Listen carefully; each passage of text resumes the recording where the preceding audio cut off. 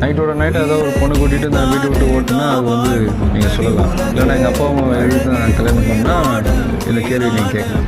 எங்கள் அம்மா அப்பா பார்த்து வச்ச பொண்ணை நான் கல்யாணம் பண்ணிக்கிறேன், அதில் எந்த தப்புன்னு எனக்கு தோணும். அடுத்து இன்னும் சொல்லப்போனால் எனக்கு வீட்டில் என்னோடய ஃபேன்ஸுக்கு கூட நான் சொல்லிக்கிறேன். அதாவது அம்மா அப்பா பார்த்து வைக்கிற பொண்ணை நீங்கள் கல்யாணம் பண்ணிக்கிறீங்கன்னா லைஃப்பில் எந்த ப்ராப்ளமும் வராது அப்படின்னு நான் சொல்லுவேன். எனக்கு தெரிஞ்சது என்னோடய ஃபேன்ஸும் இதை ஃபாலோ பண்ணுவாங்க இல்லையா? ஸோ இது என்னோடய மார்க்கெட்டு என்னோடய இமேஜ் பாதிக்கும்னா நான் வந்து அதெல்லாம் கண்டிப்பாக பாதிக்கும். நைட்டோட நைட்டு ஏதோ ஒரு பொண்ணு கூட்டிகிட்டு நான் வீட்டை விட்டு ஓட்டுனா அது வந்து நீங்கள் சொல்லலாம். இல்லைன்னா எங்கள் அப்பா அம்மா எதிர்த்து நான் கல்யாணம் பண்ணால் இந்த கேள்வி நீங்கள் கேட்கலாம். எங்கள் அம்மா அப்பா பார்த்து வச்ச பொண்ணை நான் கல்யாணம் பண்ணிக்கிறேன், அதில் எந்த தப்புன்னு எனக்கு தோணும்.